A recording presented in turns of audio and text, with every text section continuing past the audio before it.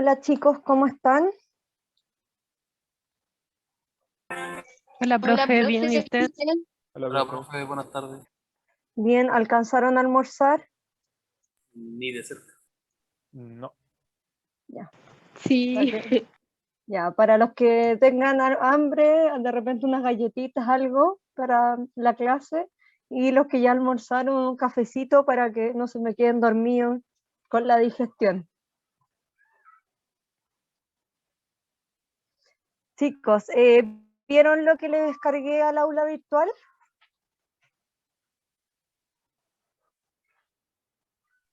Lo de la clase anterior, Sí. sí Les lo vi. subí el PowerPoint, les cargué el programa y les cargué las informaciones. Ya. Y con respecto al calendario, ¿les aparece en la intranet el calendario? Sí, profe, una consulta, pasa que nos salen las fechas exactas. Yo lo calculé con las semanas. ¿Está bien así? Debería salir con fecha, porque yo programo día por día. Entonces yo pongo, me dice, por ejemplo, hoy día que es jueves 1 de abril y yo le pongo el tema. Y debería salir la fecha de hoy, por ejemplo. Yo revisé ayer en la noche y no me salían las fechas. Ya. Entonces después podemos revisar. Yo puedo bajarlo en PDF y podemos ir revisando bien la fecha. ¿Ya? Lo otro, los controles y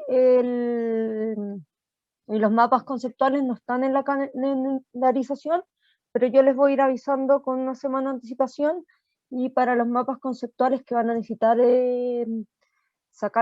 tomar la información de algún artículo o algún caso clínico, yo les voy a cargar lo que necesitan, y, eh, y de ahí se los voy a cargar con una semana. Entonces les cargo, les aviso que está, y de ahí se hace el mapa conceptual de una semana a otra. Y de acuerdo, vamos a terminar también, vamos a dar una semana más o menos para ver que no haya problemas de matrícula, si falta algún compañero, y de ahí para armar los grupos, ver de cuántos son. ¿Ya? Y, Ya, profe. y lo último,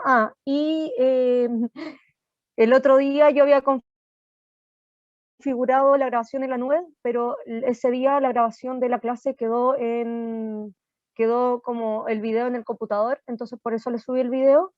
Hoy día esperemos que se cargue en la nube y les subo el link para que sea más fácil.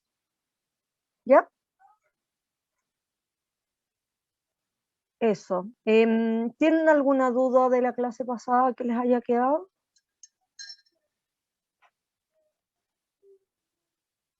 No, profe. Ya, súper.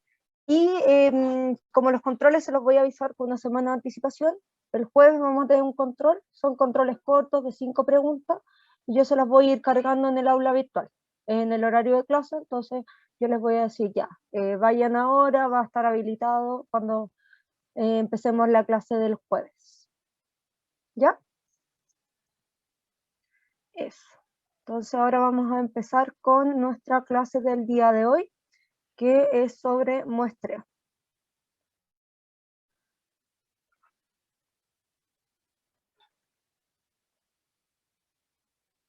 Estamos grabando. Entonces la clase de hoy es de muestreo. ¿Qué se les ocurre que vamos a pasar en la clase de hoy?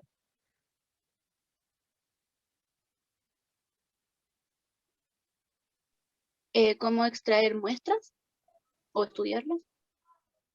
¿Cómo extraerla o cómo estudiarla? O estudiar varias para llegar como a un resultado final en conjunto Ya, o en eso común. sería todo el proceso. Ahora vamos a ver muestreo. Entonces, ¿qué será muestreo?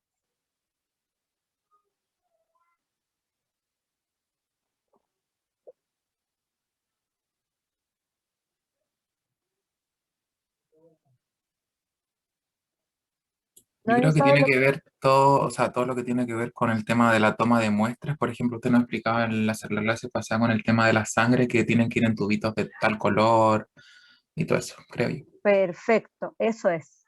El muestreo es cuando nosotros tomamos la muestra, que es distinto tomar una muestra de sangre, por ejemplo, que una muestra de orina. ¿Ya? Entonces eso vamos a ver esta clase. Entonces, vamos a ver la obtención de la muestra, los tipos de muestra, si en el muestreo y en esta toma de muestra hay errores, y luego el procesamiento de la muestra.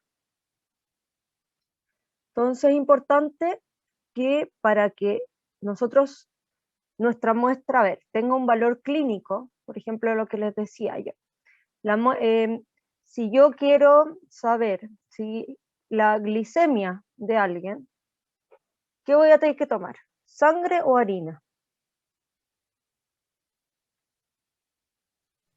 La glicemia es la sangre, ¿no? En la sangre, súper bien. Entonces, si yo tomo orina, no va a tener un valor clínico. ¿Por qué? Porque yo quería saber la glicemia. ¿Ya? Y esta muestra debe tomarse y transportarse al laboratorio siguiendo un procedimiento específico. ¿Ya? Nosotros tenemos muestras que nosotros tenemos que analizar, el analito que hay que estudiar, pues es lábil a la temperatura, esa muestra tendrá que ir en frío o puede ir a temperatura ambiente. ¿En frío? En frío, ¿por qué? Porque la temperatura puede afectar el análisis. Entonces tiene que haber un procedimiento para la toma y el transporte de la muestra. Y además, de acuerdo a la normativa chilena, vamos a tener, hay leyes que dicen que para que uno tome un examen, eso tiene que estar dado por un personal de salud o médico cirujano. Y ese médico tiene que estar identificado. ¿Y cómo identificamos a una persona acá en Chile? El nombre, con un nombre ya suficiente, pero los dos apellidos. ¿Por qué? Por ejemplo, si tenemos a Juan Pérez, ¿cuántos Juan Pérez habrán en Chile? ¿Cuántos se les ocurre que hay? Millones. Millones, ¿cierto? Ya. Entonces necesitamos los dos apellidos para que se distinga a ese Juan Pérez. Pero más aún, ¿cómo lo distinguimos? Y así finamente, y solo una persona tiene ese número, el RUN, ¿ya? O RUT, ¿ya? Acá sería rol único nacional, que es realmente como es, nosotros le decimos RUT, pero ese es el tributario. El RUN es el nacional y entonces solo una persona tiene ese RUN. Entonces ahí ya nos aseguramos quién es el médico. Y la firma del profesional. ¿Por qué se les ocurre que es importante que la persona que está pidiendo el examen esté correctamente identificada?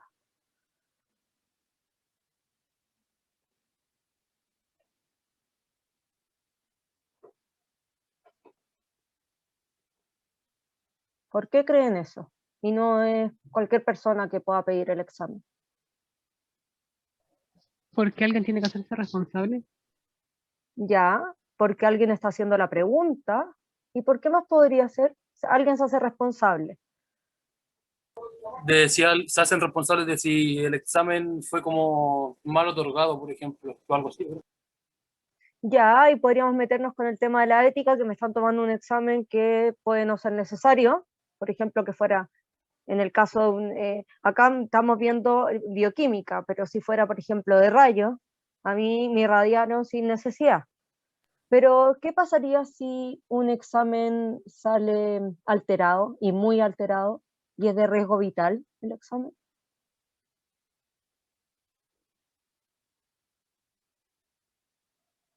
¿Qué pasaría ahí? Uno podría contactar al profesional, porque esa persona está viendo al paciente y está estudiando lo que está ocurriendo. Entonces, si algo sale muy alterado, uno puede recurrir al médico para que se haga el tratamiento en forma oportuna. ¿Ya? Entonces yo creo que también eso es parte porque es la normativa. También, como vamos a identificar al médico, tenemos que identificar al paciente. ¿Ya? Vamos a identificar al paciente con lo mismo, nombre, dos apellidos, RUT. ¿Por qué? Porque no le vamos a dar al Juan Pérez 1 el resultado del Juan Pérez 2, pongamos. ¿Ya? Fecha de nacimiento. ¿Por qué será importante la fecha de nacimiento? ¿Se acuerdan de la clase pasada? ¿Por qué será importante la fecha de nacimiento? Porque también afecta la edad, como... bueno, afecta la edad de la muestra también, pues no va a ser lo mismo Por ciertas cantidades en un adulto como en un niño, pues. Toda la razón. Nicolás quería decir algo también. Sí, iba a decir lo de la variabilidad biológica, que era. Súper bien, la variabilidad biológica, una era la edad. Entonces tenemos aparte la fecha de nacimiento que nos permite identificar que esa persona, si tiene 30 años, nació en julio y nació tal fecha, también permite, es una forma de distinguir al paciente. La edad y el sexo, también porque son variables biológicas. Y además es importante señalar la procedencia. Es distinto si un examen fue pedido desde la urgencia o si fue pedido desde el ambulatorio, que la persona fue por sus propios medios, fue y se tomó la muestra. Entonces eso también es distinto. También es importante que haya un posible diagnóstico. ¿Por qué? Porque también se puede informar, por ejemplo, si yo quiero evaluar algo que puede no tener riesgo vital y me sale un resultado alterado, y el laboratorio no se va a alertar, hoy salió alterado. Pero si es un diagnóstico de algo muy grave, sí es importante saber. Y en caso de muestras bacteriológicas, también es importante el tipo y origen de la muestra y la identificación del examen que se requiere, porque también, como pueden ser agentes infecciosos, es importante poder destacar de dónde viene esa muestra para poder hacer el seguimiento y si esa persona tiene una infección, poder controlarla y también su transmisión. Entonces, también es importante que para el tema de la muestra, es importante que el paciente se prepare de cierta forma. Ya, por ejemplo, ¿ustedes conocen algún examen que requiera preparación? Que el paciente tenga que preparar, si no es que, yo estaba cualquier día en mi casa y fui y me tomé el examen. ¿Diabetes? Los de curva de insulina requieren preparación, o sea, los ¿Por de ayuno? examen general. Ya ahí están hablando de insulina, la glucosa, que requieren ayuno. ¿Ya? ¿Por qué? Porque es distinto que si yo me como un chocolate y después me tomo justo una muestra de glucosa. ¿Cómo va a estar mi glucosa? Va a salir alta. Va a salir alta. ¿Y eso significa que soy diabética? No, No. ¿Y por qué no soy diabética si me salió la azúcar alta? Porque hay alimentos que están influyendo, o sea, que contienen glucosa y están corriendo por la sangre. Ya, pero normalmente podría pasar eso en un individuo normal. ¿Pero por qué no lo tomamos ahí el examen? ¿Qué necesita mi cuerpo?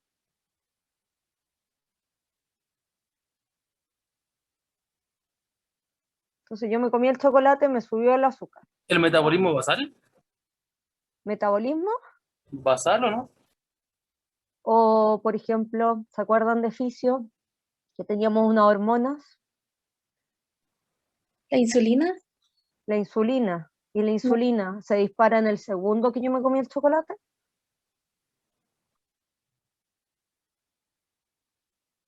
La insulina se produjo yo me comí el chocolate y ya se produjo insulina.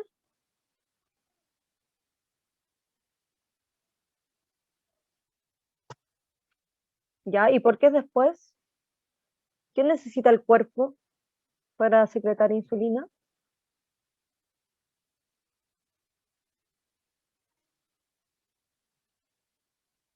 Tiene que detectar la alza de glucosa. Entonces detecta la alza de glucosa y ahí secreta insulina. Entonces necesitamos que pase ese tiempo y que por eso las curvas de insulina, ¿cuánto duran normalmente? Y la de glucosa, ¿cuánto duran?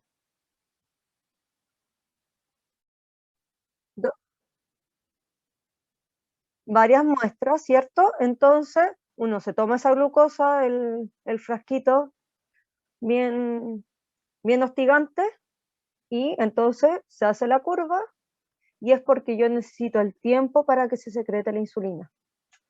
Entonces, para nosotros poder estandarizar eso y ver que mi paciente esté en ayuno, nosotros lo que se hace en el laboratorio clínico es, se estandariza. ¿Cuál es el nivel de glucosa en ayuno? Listo, este. Entonces, todos los pacientes tienen que venir en ayuno. Y ahí se prepara el paciente.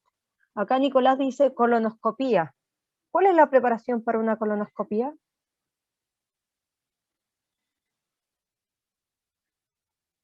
Exacto. ¿Por qué?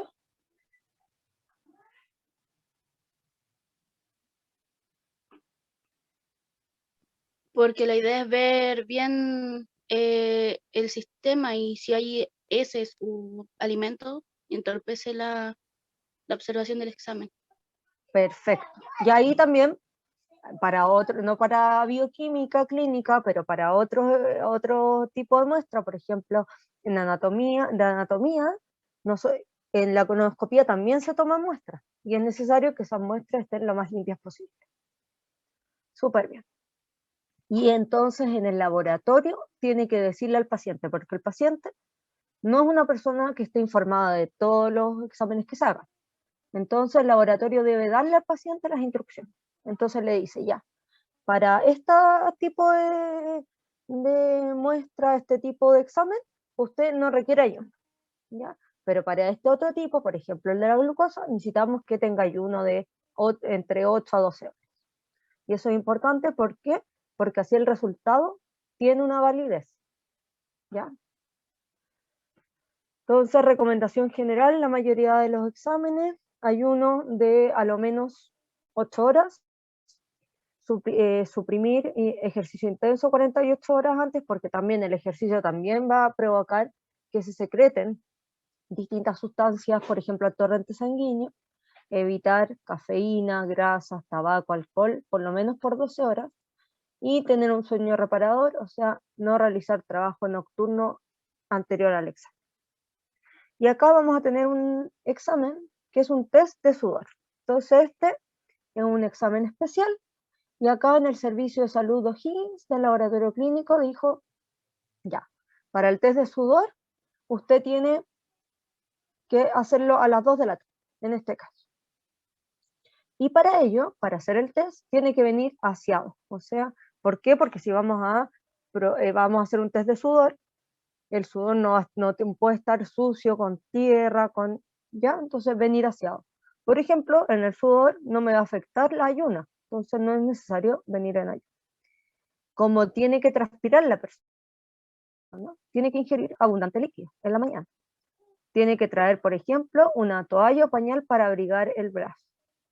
Traer líquido durante el examen, de preferencia caliente. Entonces, por ejemplo, acá dicen leche tibia. Entonces usted toma este líquido caliente y empieza a transpirar. Y el examen dura 1 hora. Entonces así el paciente sabe cómo tiene que llegar. Porque si no llega aseado, la muestra puede no tener valor clínico. ¿Ya? Entonces, recordemos los factores importantes. Teníamos las variables biológicas no modificables, las modificables, y la variabilidad que puede estar dado por el espécimen y la extracción. Entonces es súper importante en este caso que acá la extracción y el mismo espécimen estén de la mejor forma correcta para que mi examen esté hecho. Después del análisis podamos interpretarlo de una forma correcta. Por eso hay que normalizar las condiciones que se obtiene la muestra. Por ejemplo, tenemos el efecto de la prolactina. Ahí les alcancé a mostrar un poco les soplé un poco la prolactina. ¿La conocen? ¿Se acuerdan de la prolactina? ¿Es para la producción de leche en el embarazo? Producción de leche. Muy bien, porque su nombre lo dice, prolactina, ¿ya? Es para la producción de leche. Entonces acá tenemos que una mujer que está dando pecho, se estimula la mama y aumenta la prolactina y produce leche. Esta prolactina va a inhibir el eje. ¿Se acuerdan esto de fisiología? ¿No? El eje que teníamos de hormona liberadora de gonadotropina, FSH, luego la LH, y esto va a generar que durante cuando las mujeres están amamantando, tienen anovulación, por lo tanto no ovulan, y tienen amenorrea, o sea, no les llega la menstruación. Pero este examen de prolactina se realiza para, como afecta en la anovulación y genera amenorrea, es un examen que se hace para las mujeres que quieren quedar embarazadas, ¿ya? Para ver si la producción de prolactina está normal, ¿ya? Porque si está alta, trae estas consecuencias que generarían que una mujer no pudiera embarazarse. ¿Por qué? Porque no está ovulando, ¿ya? Entonces, la prolactina podría no estar alta, ¿ya? Y si a una mujer le sale alta la prolactina, entonces decimos que puede tener algún problema. Este examen es importante que se tome en reposo, ¿ya? Media hora de reposo. ¿Y por qué será eso? ¿Por qué necesitamos que el examen sea en reposo?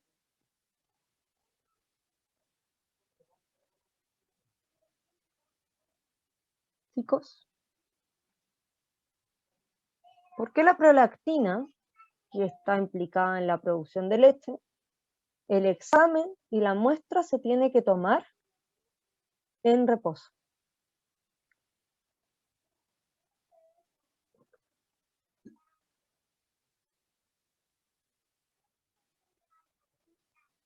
¿Qué creen?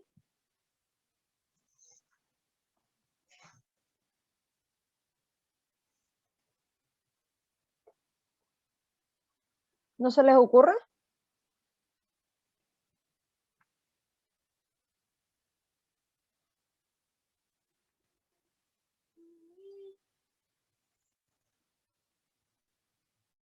¿Por qué una muestra se tendrá que tomar en reposo y no en movimiento?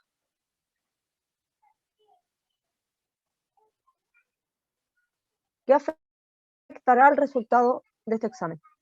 ¿Qué condición variable, biológica, por ejemplo, modificable, puede afectar al resultado de este examen?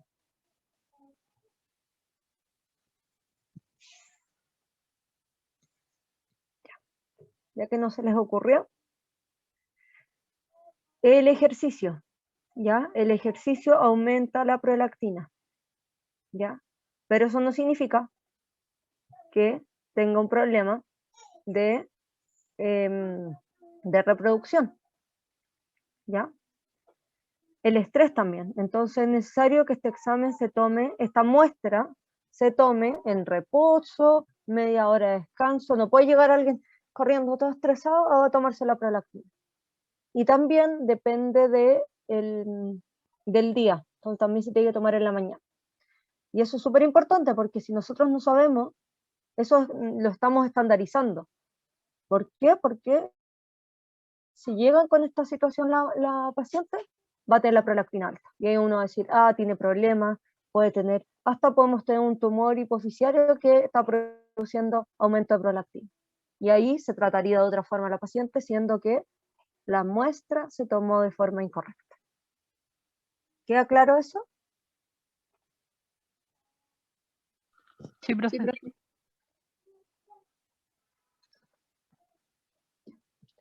¿Cómo se toma la muestra? Entonces, tenemos que el Ministerio de Salud dice que debe haber algunas consideraciones para tomar la muestra. Por ejemplo, hay fluidos corporales considerados de riesgo, que hay que tener a los pacientes de manera de que al extraer esta muestra, si el paciente está hospitalizado o está de forma ambulatoria, tiene que haber un margen de seguridad, ya tiene que ser personal que está entrenado, y aparte para los pacientes que son atendidos en consultorios y hospitales. Por ejemplo, en el caso del personal, las funciones vasculares deben ser realizadas por profesionales capacitados y constantemente evaluados. No es que cualquiera va y va a funcionar la vena y va a sacar sangre. Hay personas, por ejemplo, yo misma, yo no sé tomar muestras de sangre. O puedo tomar el tubito, puedo hacer los análisis, pero no conozco la técnica para poder hacer la punción vascular. Entonces es importante que este personal esté capacitado. Lo otro, todo material de uso venoso o intraarterial debe ser estéril o de un solo uso. ¿Por qué? ¿Cuáles serían los riesgos de que usemos un material desechable que esté reesterilizado? ¿Cuál es el riesgo?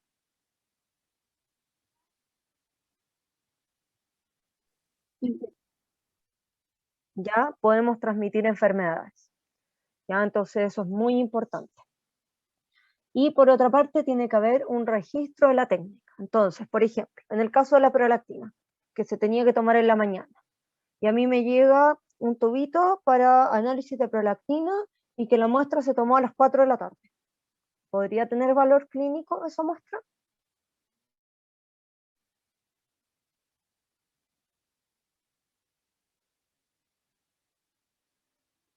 Chicos, ¿tiene valor clínico esa muestra? A mí me llegó que la tomaron a las 4 de la tarde. Consulta, o sea, usted dijo de que se tomaba la muestra con alguien, o sea, temprano, me imagino, porque acaban de despertarse. ¿Qué pasa si alguien con esas características, o sea, llegó, se despertó tarde, algo así, llega a hacerse el examen? Ya, ahí ¿Sigue teniendo valor clínico? es que ahí no se debería tomar la muestra. ¿Por qué? Independiente. Porque la prolactina va a variar durante el día. Entonces en el laboratorio clínico no van a tener, la prolactina, el valor normal a las 4 de la tarde es tanto. No, está estandarizado que la prolactina, los valores normales son entre tanto y tanto, tomando la muestra en la mañana. Ok. ¿Ya? Entonces por eso hay laboratorios que, aparte de la mayoría, por ejemplo, los ayunos, dicen, tomamos la muestra antes de las 10 de la mañana. ¿Por qué? Porque normalmente son entre 8 o 12 horas, entonces difícil que usted comiera a las 12 de la noche, ¿cierto? Y después hiciera el ayuno de 12 horas, ¿o no? Usted va a comer más temprano. Entonces, para asegurarse también el ayuno, por ejemplo, en el caso. La prolactina sí, también tiene que tomarse en la mañana, porque si no, nosotros, acuérdense, el laboratorio clínico me sirve para responder una pregunta clínica. Entonces, las condiciones no estaban para que el laboratorio sirva para contestar la pregunta, no es una muestra que sería válida. ¿Por qué? Porque me va a contestar cualquier cosa y podría decir que alguien está enfermo cuando está sano, por ejemplo. ¿Ya? Es importante la cantidad de sangre extraída, desde donde sacamos la muestra. ¿Por qué? Porque, por ejemplo, los gases vamos a tener sangre capilar, en otras necesitamos sangre venosa, en otras sangre arterial. Entonces es importante el lugar de la punción. Y la persona que lo realizó. Acá tenemos un profesional que se tiene que hacer responsable de la muestra. ¿Ya? Muchas veces el laboratorio es el que está, y con la hora de la muestra podemos saber quién está haciendo la punción. Tipos de muestra. La mayoría de la muestra que se proporciona debe ser la adecuada para... Chicos, denme 2 segundos.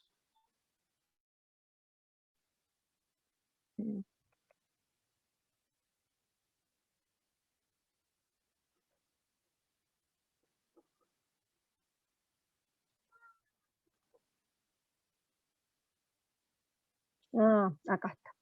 Que venía algo antes, entonces se puso al revés.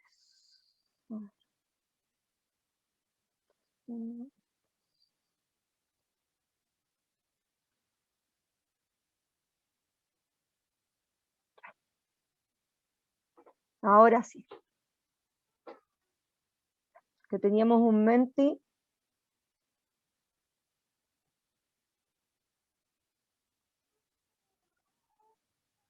Acá está. Ya, chicos, vamos a usar menti y a ver si se recuerdan. Vamos a tener la sangre, la orina como líquidos que son los más usados para como tipo de muestra. ¿Recuerdan de la clase anterior algún otro líquido que se utiliza en el ámbito clínico como muestra? O sea, acá tenemos el menti y tenemos este código. para que Profe, no ingrese. funciona el código. Ay, de nuevo me lo cambió. Ya, 49. A ver, le vamos a poner acá. Acá tengo el... Acá.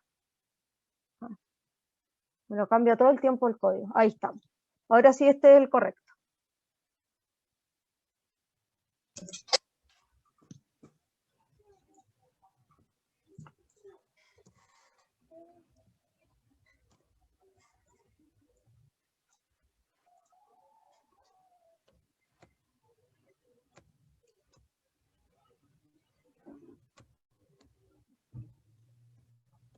Además de la sangre y la orina.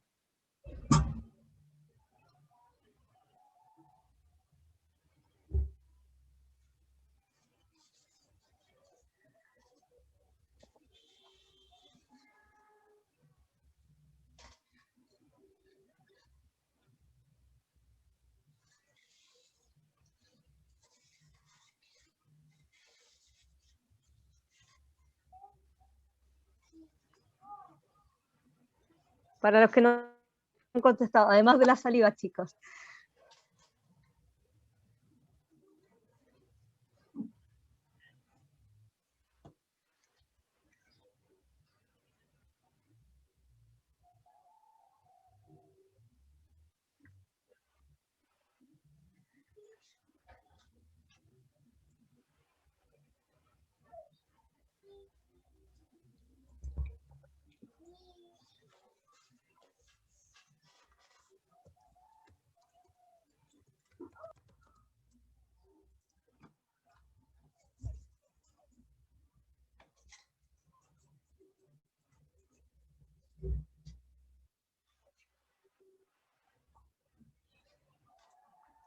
Queda todavía 10 participantes.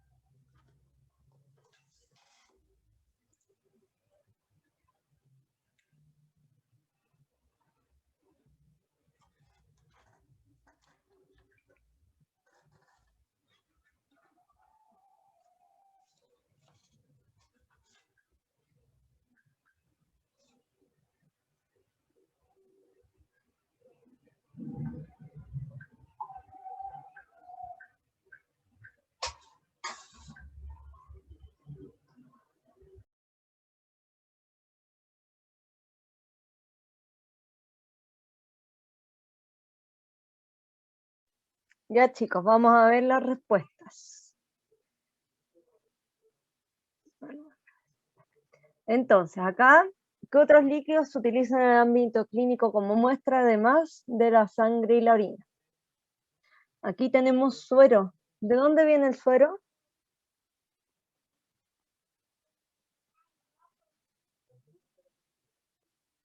¿El suero es una muestra?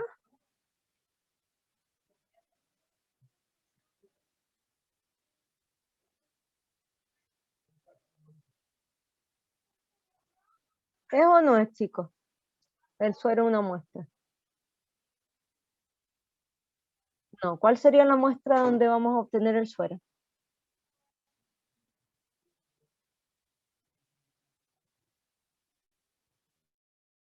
¿De dónde sacamos el suero, chicos? ¿De la orina? Cuando se coagula la sangre, Ya, muy bien. Cuando se coagula la sangre vamos a sacar el suero. ¿Ya? El plasma. ¿Es una muestra?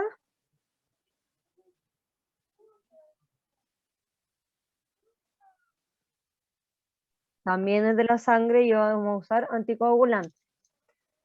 Y ahí cuando pusieron anticoagulantes, EDTA, eso es lo que va a tener mi tubito, donde voy a poner la sangre para obtener, la muestra que yo realmente necesito. Ya, acá muy bien saliva, líquido cefalorraquídeo, súper bien. Acá, líquido amniótico. ¿Para qué normalmente se usa el líquido amniótico? ¿Para qué tipo de exámenes?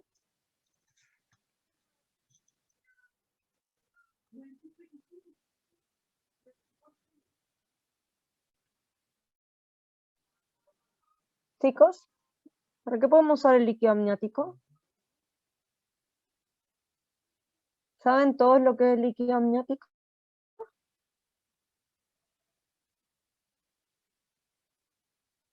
O sea, vagamente el líquido donde está el bebé, donde se supone que se forma.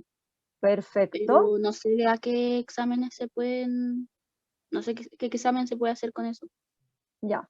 El líquido amniótico es como del amnios, entonces es lo que vamos a tener donde es muy bien como dijo su compañera, en el ambiente donde van a estar las guaguas. Y entonces desde el líquido amniótico, por ejemplo, un examen genético, se le puede hacer un examen genético a las guaguas, igual tomar líquido amniótico es un proceso riesgoso, pero desde ahí, como van a haber células que se puede descamar un poquito y van a haber células ahí en el líquido amniótico, podemos hacer exámenes genéticos, ¿ya? Porque no vamos a poder pinchar directamente a la guagua y tomarle una muestra de sangre, ¿ya? El sudor también lo podemos analizar, súper bien.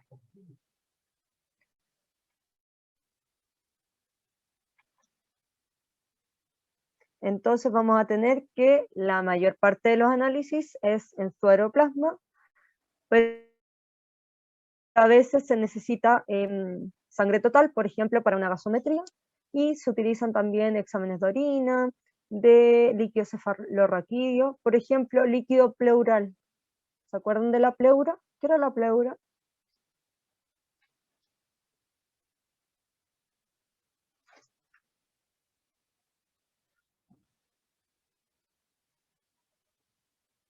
Es lo que recubre los pulmones.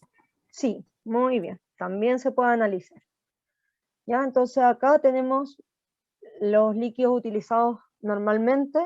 Vamos a tener la sangre, que de la sangre tenemos sangre completa, suero o plasma, orina, líquido cefalorraquídeo, amniótico, saliva, sinovial, que creo que se los había comentado en la clase pasada, que podemos sacar en las articulaciones para la gente que tiene artritis, por ejemplo, se hace estudio de los líquidos sinoviales porque hay infiltración de leucocitos.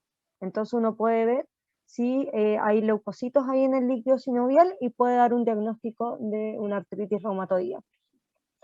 Vamos a tener de la pleura, pericárdico, también vamos a poder estudiar este líquido que rodea al corazón, y también peritoneal, que es del abdomen. Entonces de repente también pueden haber salida de distintos analitos a este líquido, entonces se puede estudiar.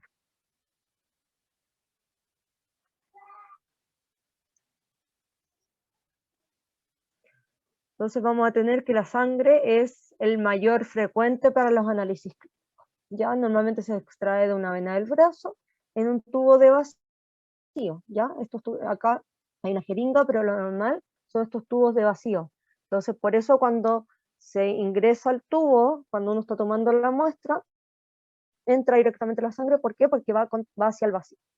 Normalmente son 5 ml de sangre, con esto podemos hacer muchas pruebas porque con la automatización muchas veces se requieren hasta 100 microlitros para un análisis. Entonces es muy fácil de los 5 ml poder tomar finalmente voy a tener muestra para varios exámenes.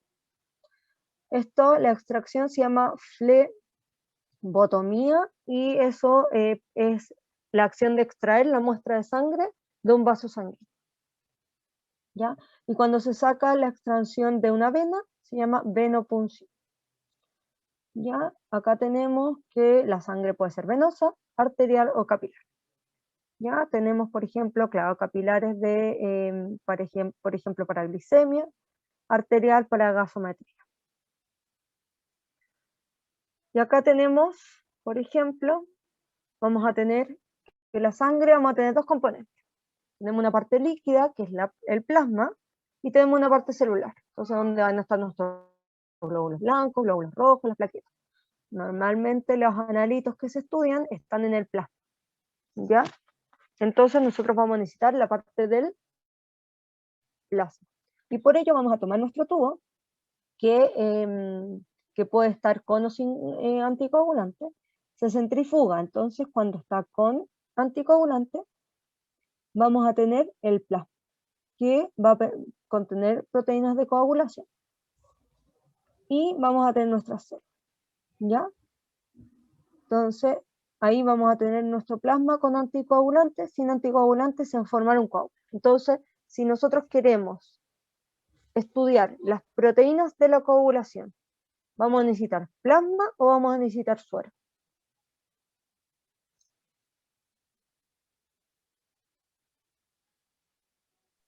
Profe, ¿podría repetir la pregunta? Plasma, profe. Plasma. No, igual le voy a hacer de nuevo la pregunta. Si nosotros queremos estudiar las proteínas de coagulación, por ejemplo, los distintos factores de coagulación, ¿necesitamos plasma o necesitamos suero de acuerdo a esta imagen?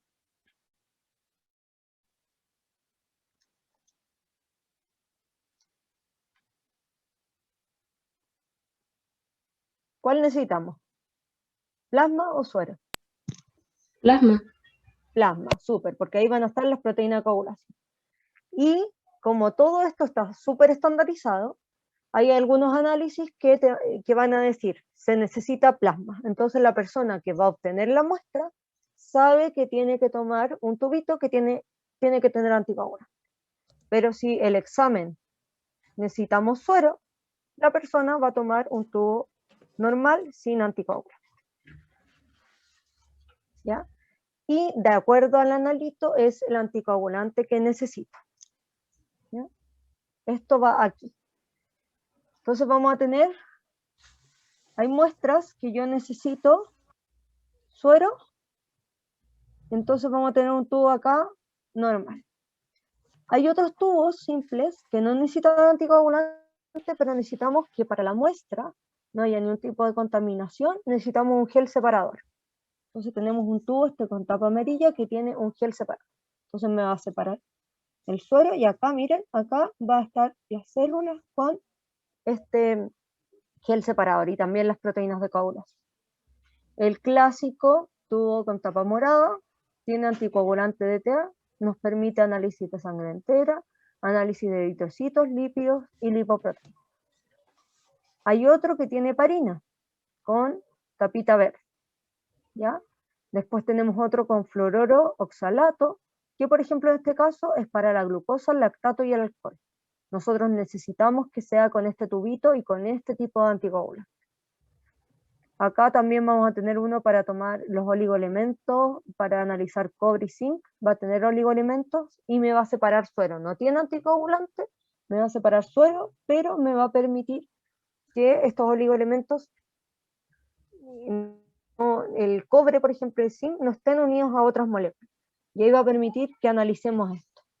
Y también puede ser con jeringa, con heparina, que acá necesitamos unos volúmenes más pequeños, y es para tomar muestras de sangre arterial cuando vamos a analizar los gases. ¿Ya? Entonces acá está de otra forma, tenemos el suero, la tapa, ya marrón, normalmente es roja, lo que podemos analizar, y acá las otras determinaciones que vamos a necesitar que sea plasma y que tenga anticoagulante. Entonces, muy importante, si yo quiero analizar el lactato y me llega una muestra en un tubo con tapa roja, ¿me va a servir esa muestra?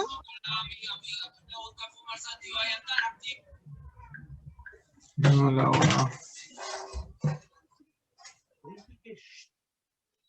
Chicos, si yo voy a analizar el lactato y me llega un tubo con tapa roja, ¿me sirve esa muestra?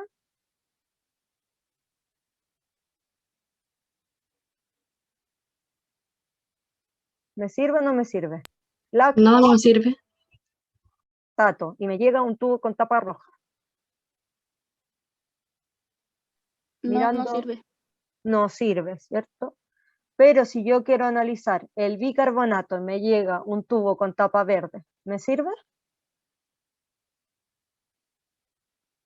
Sí, Sí, ¿ya? Entonces es muy importante de que la muestra se tome, especialmente la de sangre, se tome en el contenedor adecuado. ¿Por qué? Porque si no, yo voy a echar a perder la muestra, ¿ya? Por ejemplo, si es suero y yo necesitaba los factores de coagulación, todo se coaguló, entonces mis factores de coagulación quedaron con la célula y lo perdí, se perdió la muestra. Por otra parte, la orina también es necesario tomarla en contenedores especiales. Si yo tengo que hacer un examen de orina de 24 horas y me dan un tubito me dan un frasquito de este porte para mi examen de orina. Este porte es como una taza. Me dan una taza para tomar mi examen. Pongamos esta taza de café. Yo me tomo el café y pongo acá la orina. ¿Me sirve? No debe estar como en un recipiente limpio y seco. Limpio, súper bien. ¿Y si es de 24 horas el tamaño de la taza? ¿Es suficiente?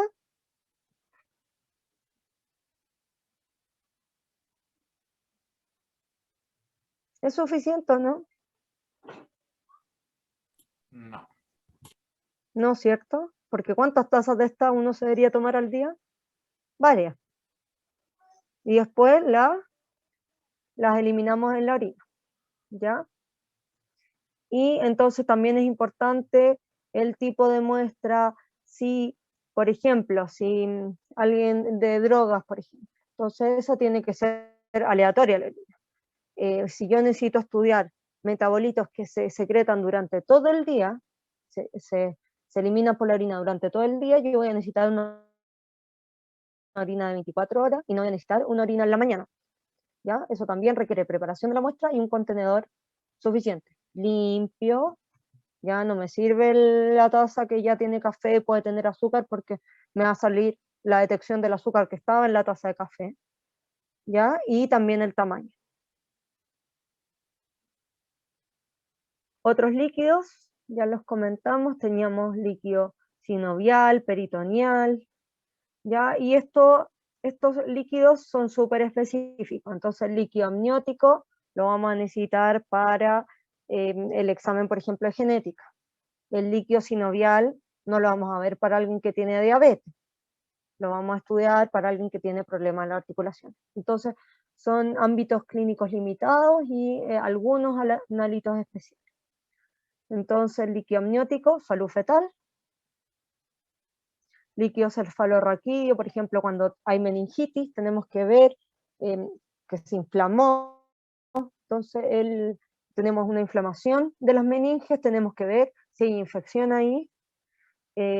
Pacientes que pueden tener accidente cerebrovascular, enfermedades como la esclerosis múltiple que afecta nuestro sistema nervioso, entonces el líquido cefalorraquídeo no me va a servir, también lo mismo para una diabetes, ¿ya? Y aparte el riesgo de tomar líquido cefalorraquídeo, ¿ya? Y estos distintos líquidos van a ver si, yo les comenté que podían pasar analitos desde los vasos sanguíneos hacia estos líquidos, por ejemplo el peritoneal, y esos analitos no deberían estar en líquido peritoneal, para eso también se toman. Y la saliva se puede recoger sin problemas de privacidad de la recogida de orina con testigo para pruebas de detección de drogas.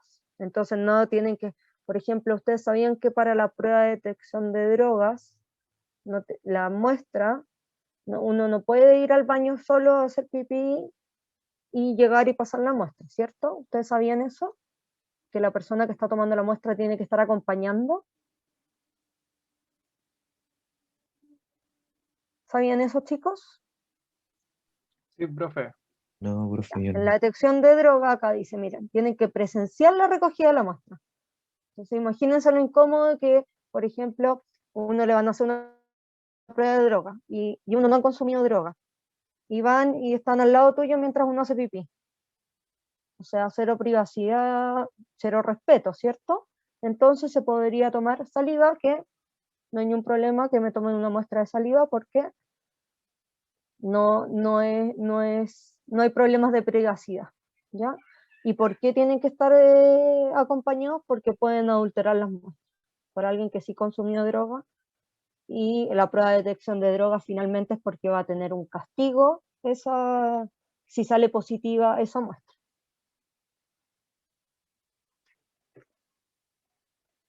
Luego del muestreo, ya nosotros tomamos la sangre, la tomamos en un contenedor, ya necesitábamos plasma, lo tomamos en uno con anticoagulante, tomamos la muestra bien, el paciente venía en ayuno o venía como tenía que venir preparado, es importante etiquetar el tubo. Por lo mismo, nosotros teníamos que identificar al paciente,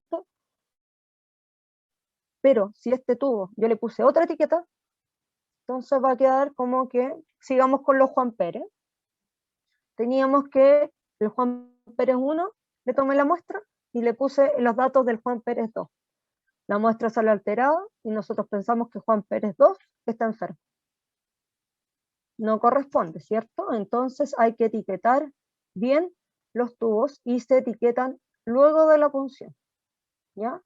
¿Por qué? Porque el tubo puede haber salido, por ejemplo, defectuoso, puede haber un enredo. Entonces yo tomo todas las muestras, tengo ahí el paciente, se toman todas las muestras, se etiquetan todas y se revisan que están todas bien etiquetadas, se confirma la información con el paciente, ¿ya? Para asegurarse que esa muestra corresponde a la persona a la que yo se lo tomé. Y importante que de repente algunas muestras que puede ser mayor volumen, por ejemplo, o que tomamos líquido cefalorraquídeo, ¿ya? Es importante que haya cuidados del paciente posterior a la toma de muestra. Conservación y transporte de la muestra. Lo que les comentaba al principio, necesitamos que la temperatura sea adecuada. Y acá tenemos una tablita con la estabilidad. Por ejemplo, si nosotros queremos analizar el amonio dura 3 horas de 2 a 4 horas. Entonces tiene que estar de 2 a 4 grados, una temperatura ambiente o una temperatura refrigerada o congelada. ¿Cómo es? Refrigerado, profe. Refrigerado, ¿cierto? No puede estar congelado. Eso también tiene, si recuerdan los de las vacunas, ¿se acuerdan de las vacunas ahora con el COVID? La Pfizer, ¿cómo tiene que estar? ¿Cómo se tiene que mantener? ¿Refrigerada? ¿En un refrigerador? ¿A 4 grados? Sí, hipercongelada. Está a menos 80. ¿Ya? Menos 80 que permite que finalmente, claro, no están congeladas. ¿Por qué? Porque está en una suspensión que al estar en ese frío se mantiene estable, pero normalmente no se congela, ¿ya? Pero se mantiene estable. En cambio, la Sinovac, ¿ustedes saben a qué temperatura está?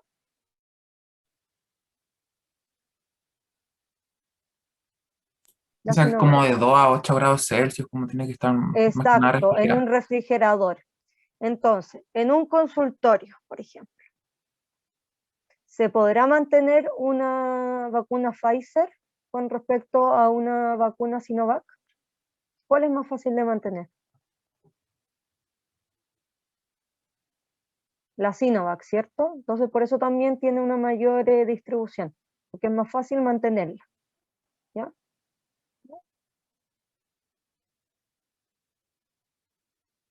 Es que se analizan a temperatura ambiente, pero es claro, por ejemplo aquí nosotros tenemos la glucosa, nosotros podríamos mantener la temperatura ambiente, pero nos va a durar 2 días.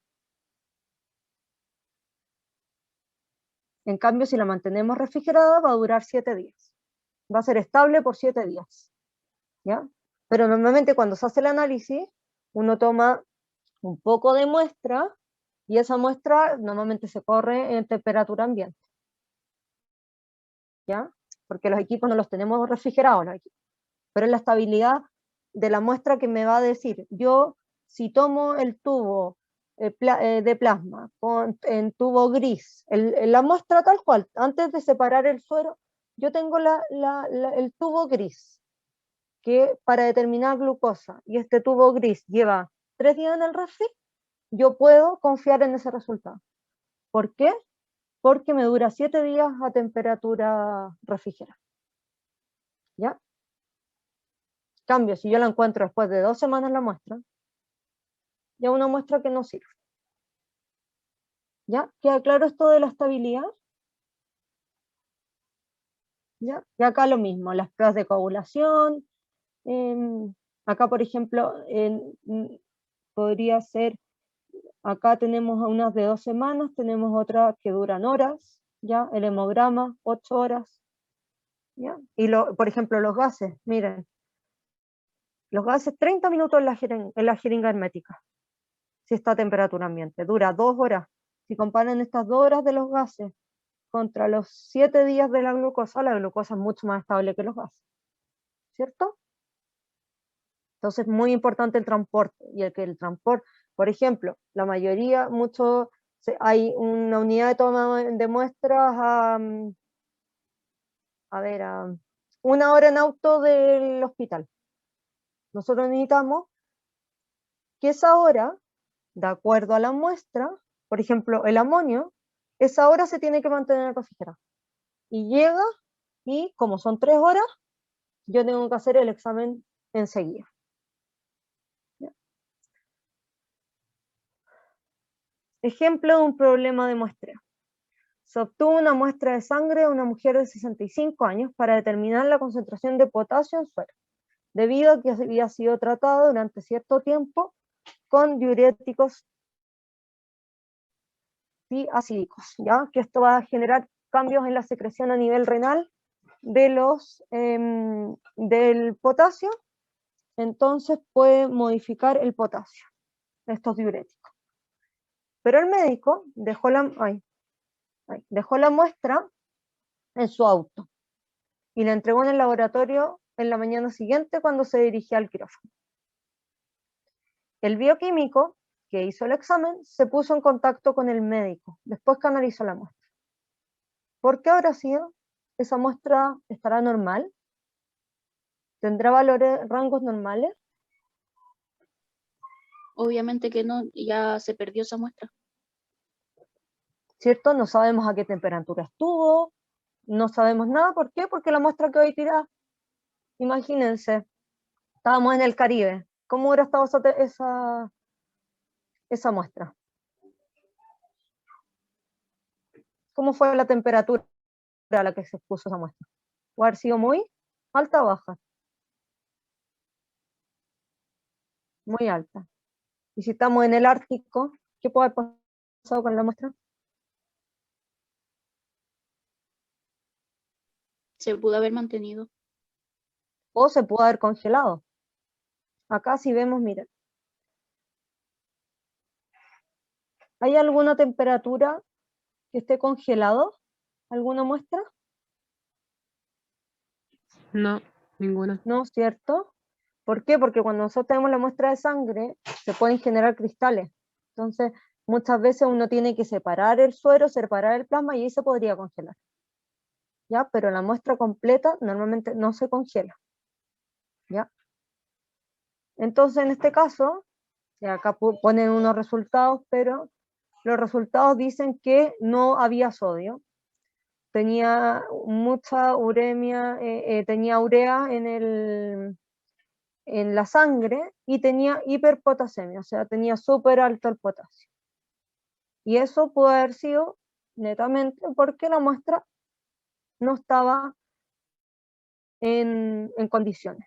Y si la persona hubiera tenido esto, tendría una enfermedad de Addison.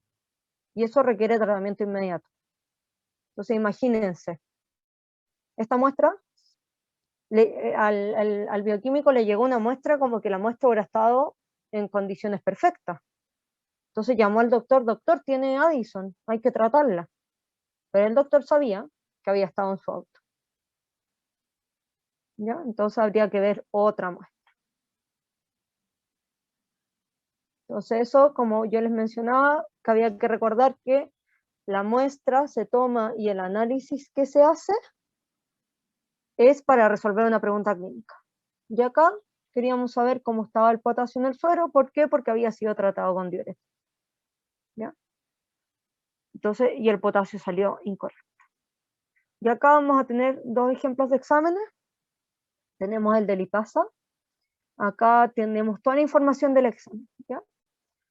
Tenemos que hay la información clínica, para qué sirve estudiar la lipasa, porque puede diagnosticar trastornos pancreáticos y así podemos seguir efectos terapéuticos para tratar el páncreas. Después vamos a ver distintas técnicas. Se estudia por colorimetría, o sea que vamos a agregar un reactivo, vamos a cambiar de color. Es importante, si queremos estudiar la lipasa, no se requiere ayuda. Entonces yo puedo ir ahora, después de mi cafecito, que idealmente recuerden que no había que tomar café, pero yo puedo ir después de mi cafecito al laboratorio y decir, ya, tómenme la muestra de lipasa. Se necesita un suero, por lo tanto, ¿requiere o no requiere anticoagulantes la muestra?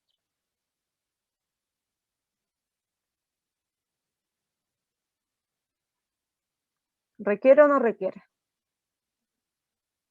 Sí. ¿Requiere anticoagulantes?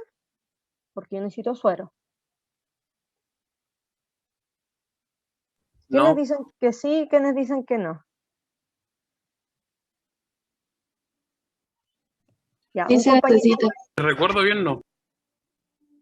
ya, no necesita anticoagulante. ¿Ya? Para obtener plasma requiere anticoagulante. Y acá, ¿qué me dicen? Para la lipasa no me sirve el tubo común y corriente con tapa roja. Necesito uno que tenga gel separado. ¿Ya? Entonces, es tubo con tapa amarilla. No me sirve si llega la muestra con tubo tapa roja. Ya, va a ser sangre obtenida por punción venosa utilizando la técnica de extracción por vacío. Técnica clásica que vimos, se extrae la muestra en los tubitos, como esos que los típicos con las tapas de distintos colores, porque por vacío. Dicen el volumen que se llena el tubo y se conserva a temperatura ambiente. ¿Ya? Acá dice, si viene acá es de un laboratorio clínico del HGGB. Si estamos en ese hospital, se envía directamente al laboratorio. Pero si la muestra viene de otra parte, el laboratorio me dice, usted, si tomo la muestra en otra parte, tiene que llegar antes de 4 horas a temperatura ambiente. ¿Por qué? Porque la estabilidad de la muestra para la lipasa no va a durar más de 4 horas a temperatura. Entonces, me la tiene que traer lo antes posible, antes de las 4 horas. Si viene de un lugar externo, pero se va a demorar más de 4 horas, me la puede traer antes de 8, pero tiene que venir con unidad refrigerante, o sea, tiene que venir refrigerado, ya entre 2 a 8. Ya es importante que las muestras no pueden tener fibrina, no pueden estar hemolizadas, o sea, que no se hayan roto los glóbulos rojos ni estén contaminados. ¿Ya? Y esta es la sección que hace la química clínica, inmunoanálisis, y la urgencia hacen el examen de lipasa. Acá tenemos una microalbuminuria. Entonces, si es albuminuria, ¿dónde está la muestra? ¿Dónde tengo que tomar la muestra? Para ver la microalbuminuria. Orina. De la orina, ¿ya? Uria, ¿por qué? Porque está en la orina. ¿Y qué vamos a estudiar? Microalbuminuria, ¿qué vamos a estudiar? La albúmina. La albúmina, ¿ya? En pequeñas cantidades en la orina. ¿Y esto qué me va a mostrar?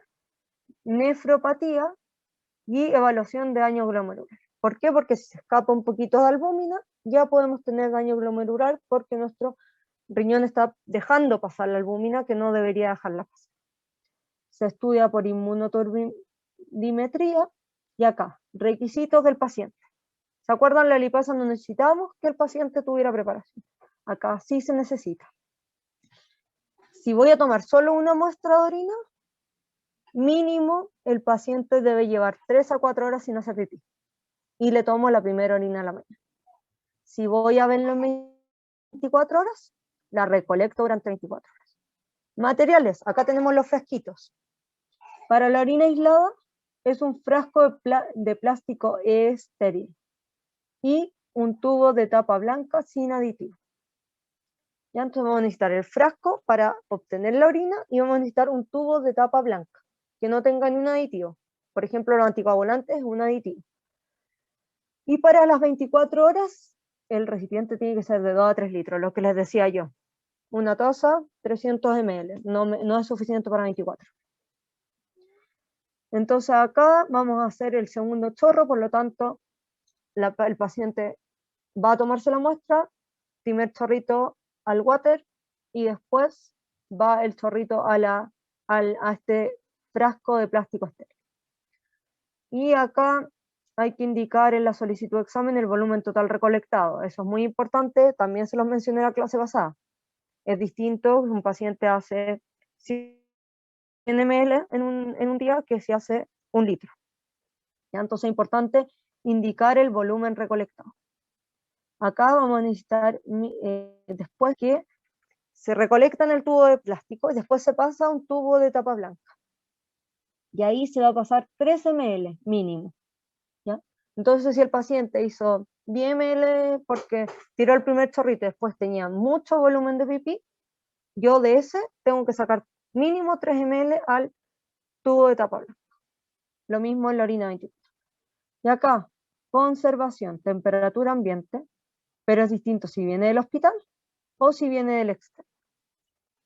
Si viene del hospital, mandamos directamente al laboratorio. Y las 24 horas, claramente el paciente fue a su casa, se hizo pipí las 24 horas, y sacadas las 24 horas hay que llevarlo directamente al laboratorio. Si va de un establecimiento externo, acá, 4 horas a temperatura ambiente, 8 en unidad refrigerante. Y acá también dan el tiempo de respuesta, que si ustedes están en la unidad de paciente crítico, le respondo en 2 horas. Si está hospitalizado en 4, pero si ya viene de afuera, no es algo grave, me demoro 1 día. Entonces acá queda claro que necesitamos tomar, para la pregunta clínica que tenemos, es importante dónde tomo la muestra, cuál es la estabilidad de la muestra y que no haya error en el muestreo. ¿Ya? ¿Queda alguna duda de estos 2 exámenes, chicos?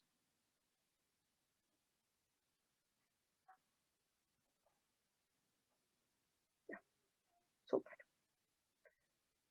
Eso sería la clase del día de hoy. ¿Dudas del general de la clase?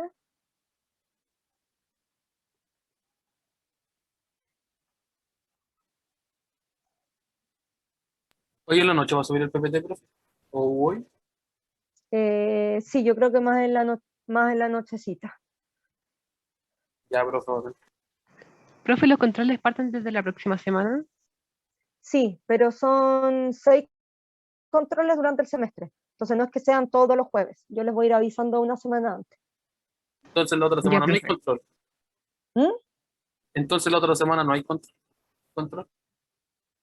Sí, el jueves hay control. Ah, ya. ¿Ya? Y los Claro. controles vamos a ir pasando, por ejemplo, les voy a hacer control el jueves de lo que hemos pasado hasta el jueves, pero después el control siguiente no lo voy a hacer acumulativo. Las solemnes son acumulativas, pero los controles no los voy a hacer acumulativos, sino que va a ser la materia entre controles.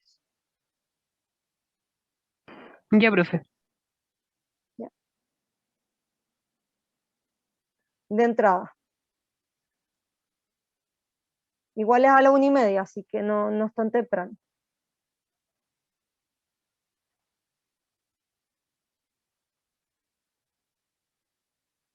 ¿Alguna otra consulta, chicos? Va a pasar Sí, lista. voy a pasar lista.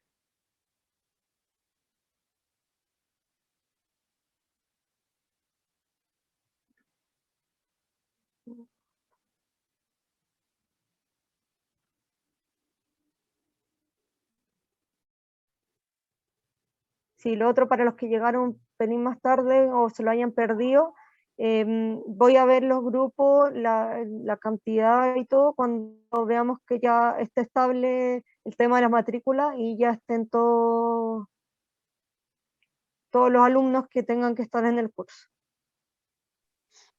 Profe, a todo esto, yo ya revisé de nuevo ahora la calendarización y claro, hay que descargarla y ahí salen las fechas.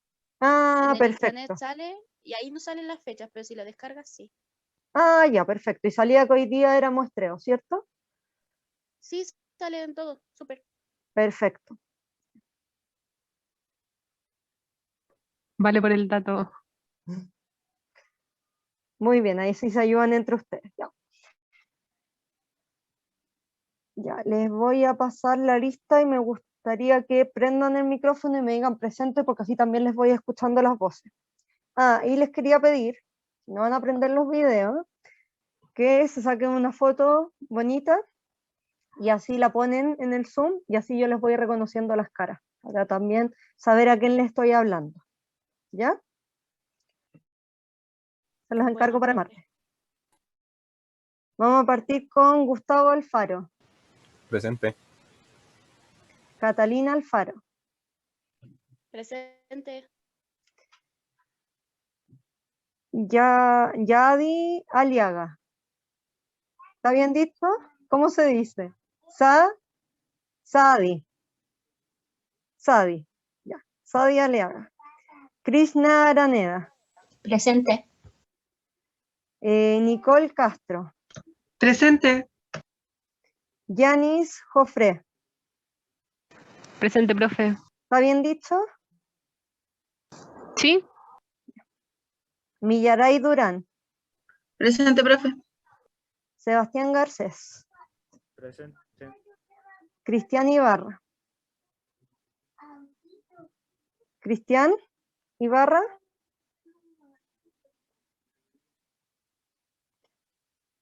Javiera Ibarra. Presente. Álvaro Jiménez. Presente. Nicole Leiva. Nicole Leiva. Joshua Millar. Presente. Kevin Olivares.